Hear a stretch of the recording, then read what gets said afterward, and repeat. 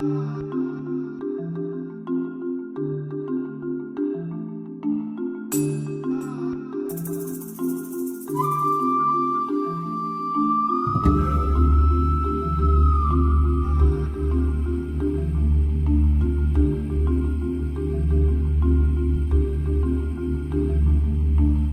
wanderers, lightworkers, seekers on the path, all awakening beings. Welcome to the Sons of the Law of One podcast. This is Episode 5, Operation Terra, Volume 1, Part 1. The manuscript was authored by Sara Lyara Estes. Lyara channels beings who call themselves the hosts of heaven. For more on Lyara and Operation Terra, go to operationterra.com, or you can get there via a link on thesonsofthelawof1.com.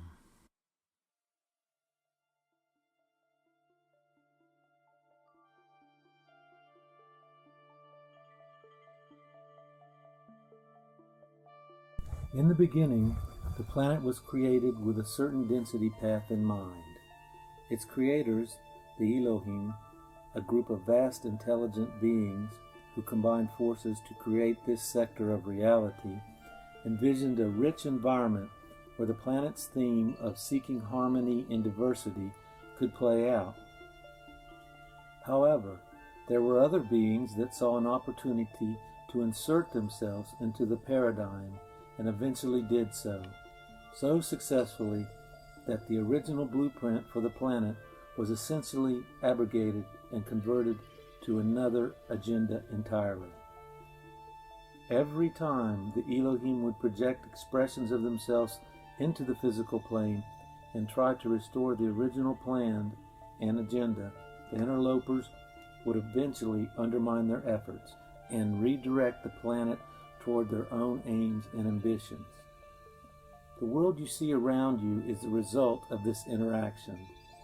A relatively few individuals adhere to the original standards based on love for and responsibility toward the entire planet and its occupants. But many more individuals put their own interests above those of the whole and engage in destructively competitive behaviors that eventually harm everyone and everything. Now, however, it is time to restore the planet to her original destiny path. The behaviors that have destroyed so much of her diversity and beauty will be put to an end. Those who can hear these words will save much more than themselves. They will be candidates for the opportunity to inhabit the earth after she has risen to her glorified state, the new earth, Terra. And there will be active participants with the planet in creating a heaven on earth. In a relatively short time from now, many things will begin playing out that were prophesied to occur sooner, but had been delayed so that the message for change could reach the greatest number of potential recruits. Now, however, all must go forward in order for the planet to meet her appointment with her destiny. All things have a proper time. To everything there is a season, is a good way to put it, and right now it is almost autumn, the time to harvest what has been sown. Each life form has had many thousands of years to perfect itself and to evolve to its present state. Many species are simply leaving because there is no longer support for them to remain here. Drastic action is needed now if anything is to be preserved.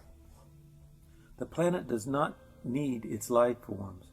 There are many planets without anything above the mineral kingdom. It is total arrogance on the part of even the best intentioned humans to speak of saving the planet. The planet can get along just fine on her own. But the planet is a conscious being, and the soul of the planet made an agreement as part of its incarnation as a physical reality.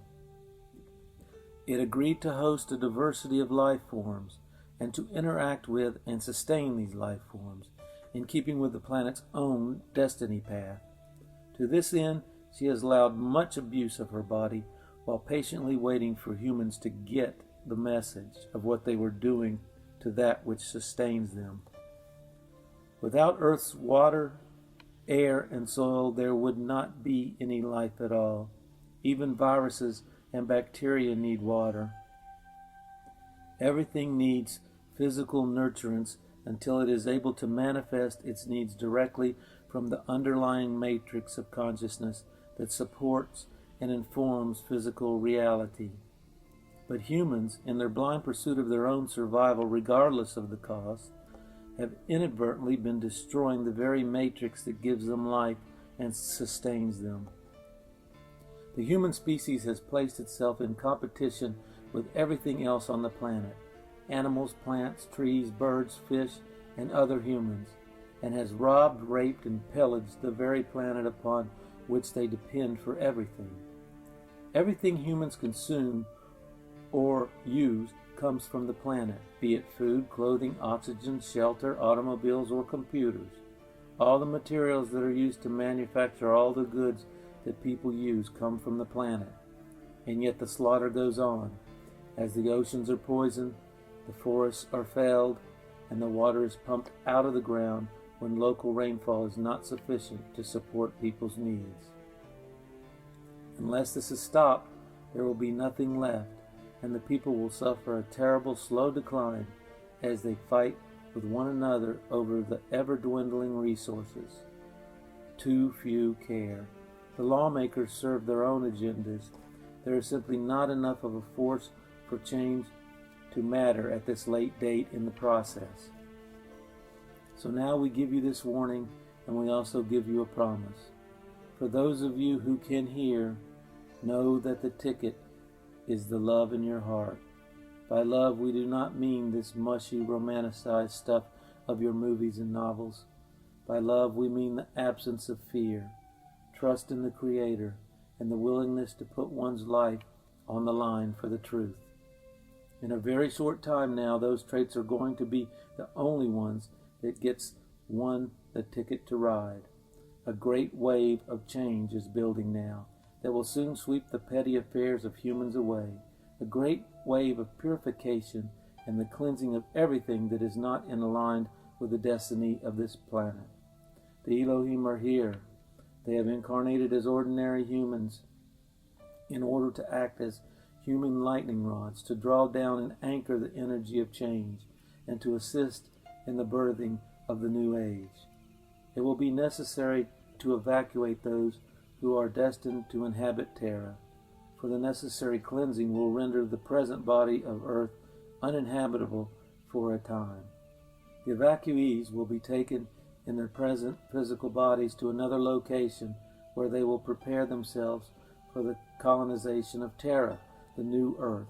The remainder of this information will deal with the details of that process and paint a vision that those who can hear will be able to hold in their hearts and minds, and that will help them to understand the necessity of the cleansing that is soon to take place. Amen. Adonai Sabaoth. We are the hosts of heaven. A guided tour of Terra. Today we would like to take you on a guided tour of Terra, so that you will have some idea of your destination and will then be able to relate better to the changes you are experiencing as you transform yourself into those beings you will express as in the Terran landscape. We begin our tour from space, where we see Terra gleaming as a perfect blue pearl in the sky of space. She inspires love just to look at her. She gleams with an unearthly light, as she is now glorified beyond your ability to imagine. To physical eyes, she would appear to be a blue-white star, but to those eyes that can see at the finer levels of reality, she is radiant and welcoming to all those who operate on the frequencies of love. Extraordinary light streams from her, for at this stage she does not reflect light as in her present state, but radiates it. You will all be very radiant too. We hear a sound. It is exquisite. It's the music of the spheres. It is the sound that every planet makes when it is totally harmonized with its place in the cosmos. To your present state of mind, it would sound truly heavenly. When you are there, you will live heaven. Your moment-to-moment experience will be that you are in heaven, as it can be glimpsed through the shadows of your present state of awareness. Drawing in closer, we are struck by the fact that everything on the surface of the planet, its trees, animals, birds, fish in the ocean, but also trees and flowers, even the air itself, is radiant with beauty, peace, and harmony. It is the crowning of Earth's own exploration of her theme of seeking harmony in diversity. Every atom of reality is in full consciousness, is fully aware of every other atom in that reality, and consciously cooperating with the whole. It is like many voices merged into one glorious song. To grasp an inkling of how persuasive this level of cooperation is, suppose that at some future moment you would experience the desire for a piece of fruit from some particular tree that you will pass. That tree would put forth a blossom and form that fruit in such a way that it will be at its moment of perfect ripeness just as you pass by and put up your hand for it. Actually, a measure of the same thing happens to you now, but there is so much static on the line, so to speak, that you are not aware of it. Everything always is and has been coordinated perfectly, but we digress. On Terra, all is the expression of unobstructed perfection.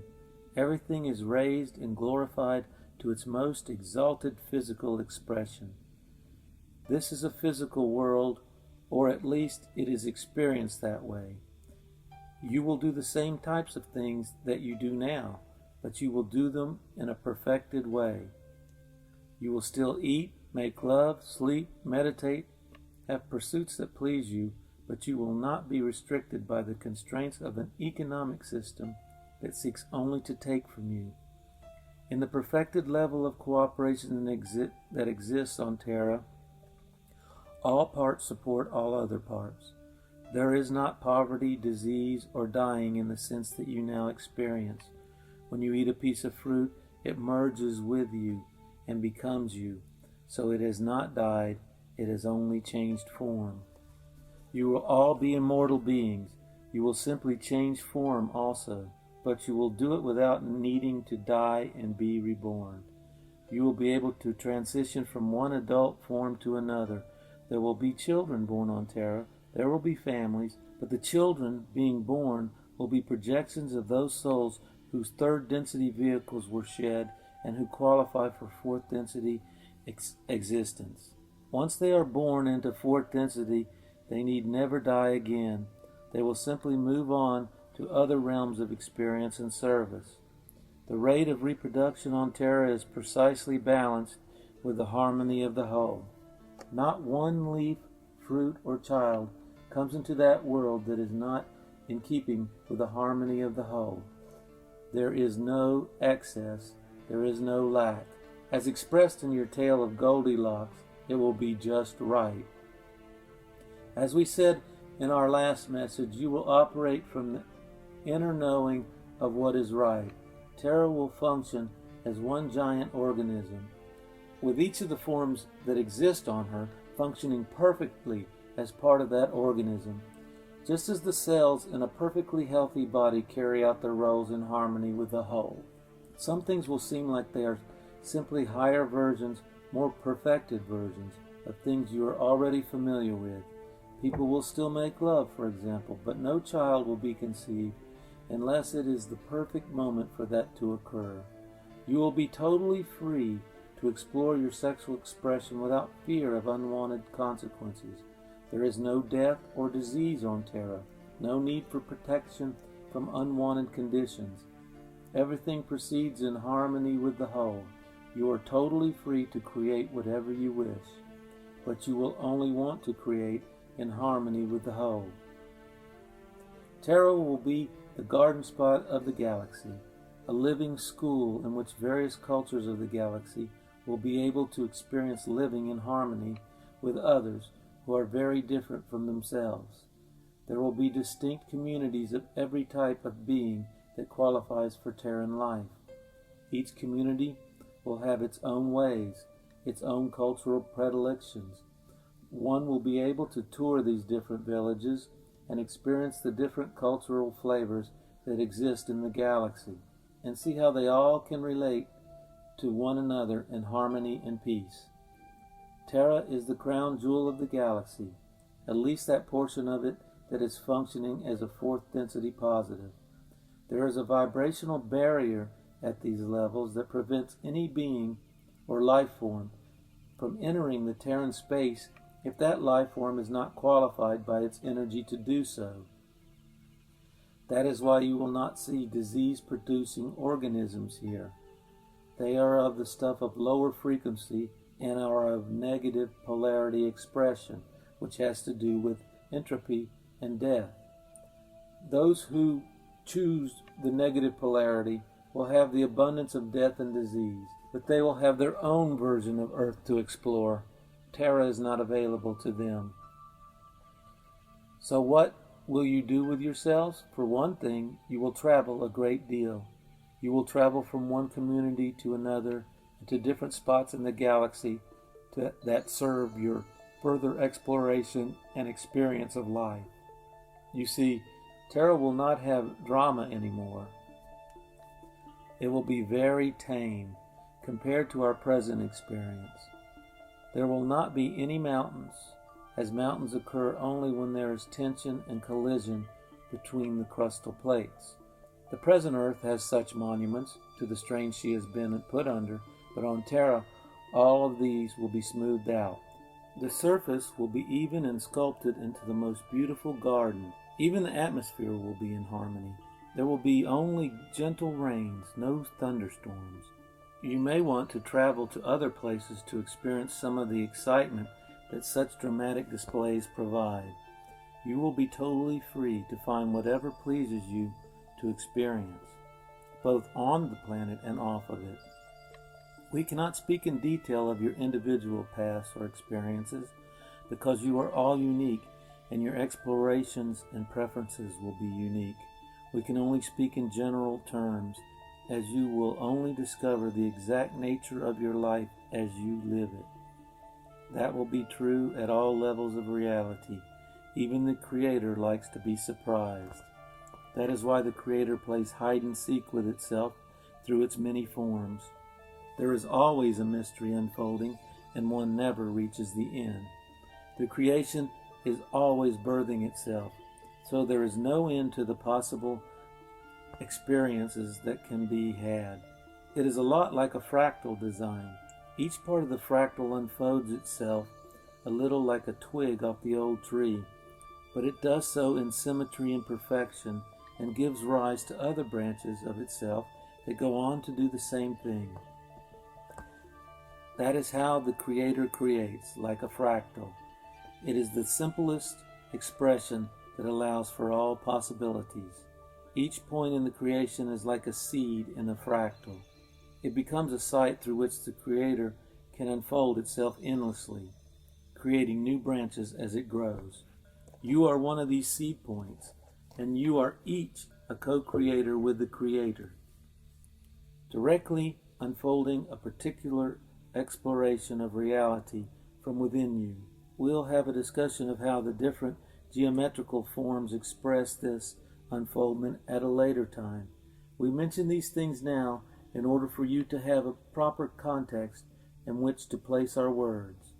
In the end, you must experience it before you will know it. But we share these pictures with you now to give you a vision of things to come that you can hold in your hearts and minds, and that will sustain you through the years of transition that lie directly ahead. We will return to these thoughts in later messages. Each message will build upon the information of previous messages, unfurling in a perfect spiral. That is the shape of the evolutionary path. The de-evolutionary path is a spiral also, but instead of expanding infinitely, it compresses infinitely, until at some point it must reverse course and begin expanding again, or it will entirely disappear. You are being lifted out of your mundane experience by your ability to respond to the incoming frequencies of light. You built yourself to be able to do this at the appointed time. It is encoded in your cells, in your cellular memory. That is why you cannot earn your way onto Terra. You made the choice for that destination before you came into this present vehicle. If someone appears to be missing the mark or not getting the message, consider the possibility that they are that way by their own soul's choice. There are no accidents. Everything is being coordinated from the highest levels of your being, as we said before. The Creator loves to be surprised, so you will only discover what you have planned to do as it unfolds from within you across time. Time is what keeps everything from happening at once, you know. Life is a constantly unfolding journey, and that will not change when you get to Terra. You will continue to explore your own unique expression, but in conscious harmony with the whole. Your own creative impulses and curiosity will spur you on. You will neither be bored to death or numbed by perfection. Rather, you will finally be totally free to create, and what you create will be your own branch of creation. We leave you now in peace and honor and blessing. We shall speak with you again. Amen. Adonai Sabaoth. We are the hosts of heaven. Good day. Today we are going to touch on a very controversial subject, that of extraterrestrials, UFOs, and other such fringe phenomena. First of all, to define the word extraterrestrial. Extra, used in this sense, means outside of. Terrestrial means having to do with the planet Earth. Please note that the word terrestrial contains the signature of Terra as the planet's true name. You are already on Terra, but not as she will become. So extraterrestrial means from outside of the planet Earth. Well, you all are extraterrestrials in that sense, because you all are being projected from a level that is not based on this planet, and your bodies are made up of elements that are the stuff of stars. You are truly celestial beings. Also note that the word extraterrestrial places Earth at the center of the universe and identifies everything that is not on the Earth as being extraterrestrial. A form of us and them thinking that is now obsolete. We prefer the term celestials, but for this discussion, we will use your convention and refer to the beings whose home base is not on the planet Earth as ETs. ETs come in many shapes, sizes, and forms. Your media has popularized the little gray men of Roswell fame, and the t-shirts and various tourist items are more often than not emblazoned with little slanty-eyed gray ETs. However sensational they are, and with them the tales of abductions, cattle mutilations, and sexual interchange, they are not all there is to the picture. There are many races interacting with your people right now. The most visible are the ones who are in lower frequency bands, but there are also ones that operate in higher frequency bands. They are only visible to you in your inner vision. We are in the latter category for now. We do not usually materialize in this physical band, although we can if we choose. We are in the bands that contain those you would call the masters, angels, and archangels.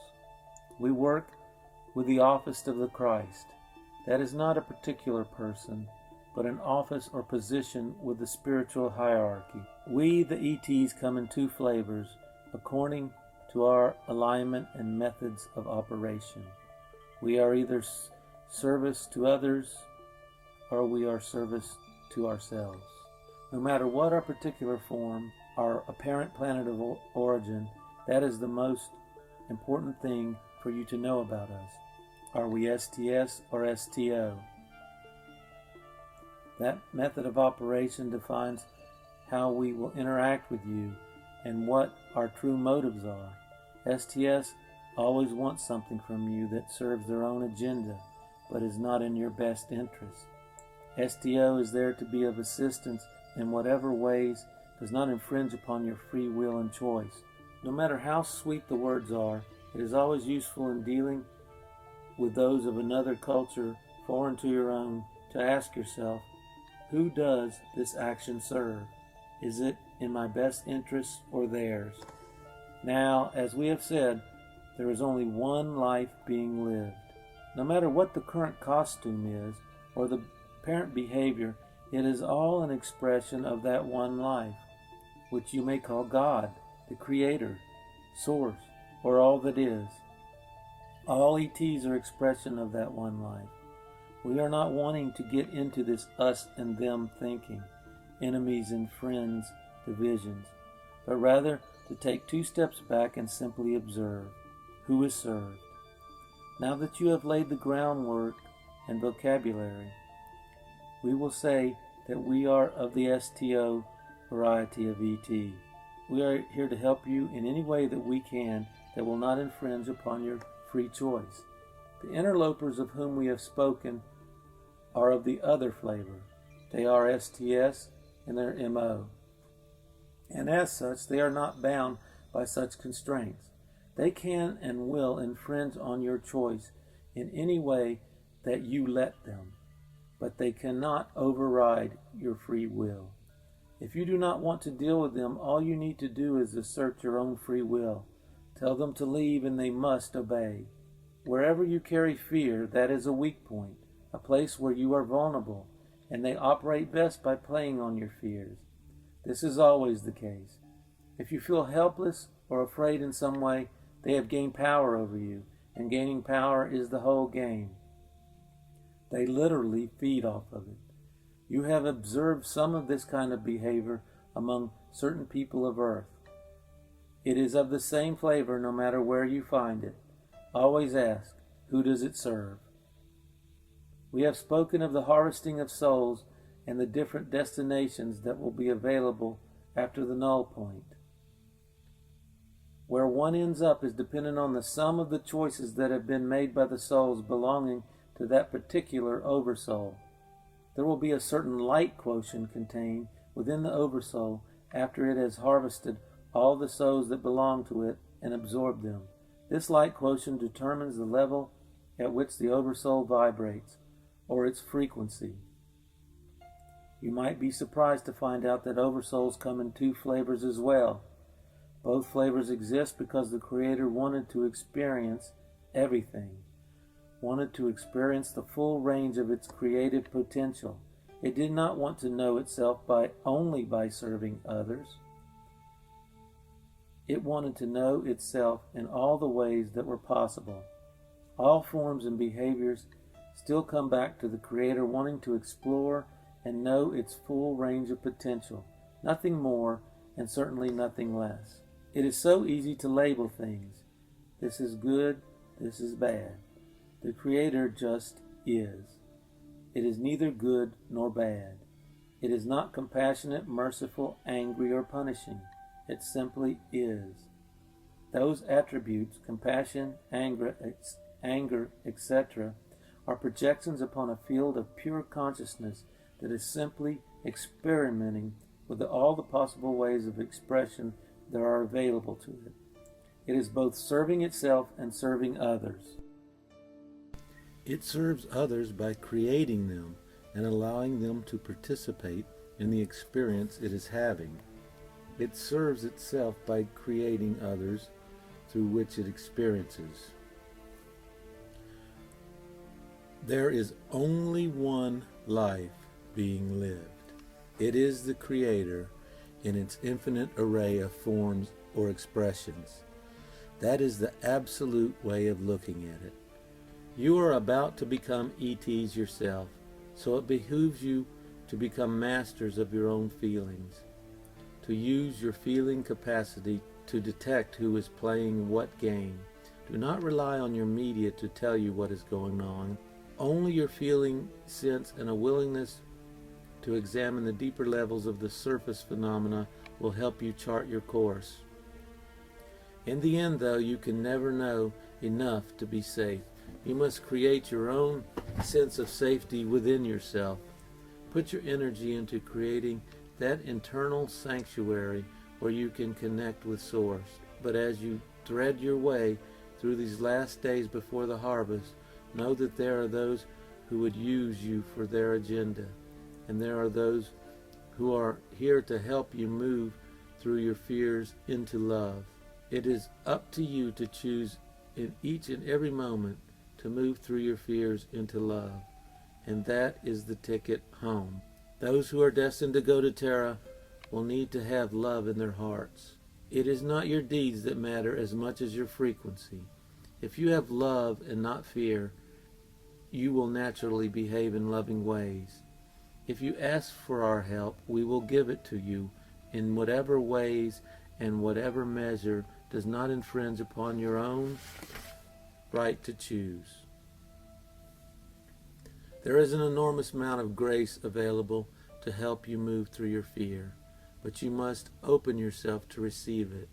Meditate, breathe, set aside some quiet time. Let the love come in. Let the fear go. You are safe. You cannot be destroyed. You do not have to die. You are immortal beings, about to go on the adventure you have dreamed of, waking and sleeping. Terra calls. We leave you now in peace and honor and blessing. We shall speak to you again. Amen.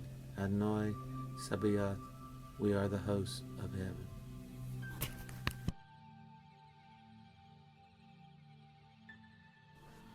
For you techies and other podcasters out there, this episode was my first mobile podcast. I recorded the book material on breaks from work during the day. It was recorded on a 5G iPod with a Belkin's TuneTalk mic accessory. I expect and hope to get the episodes rolling out at a quicker clip now.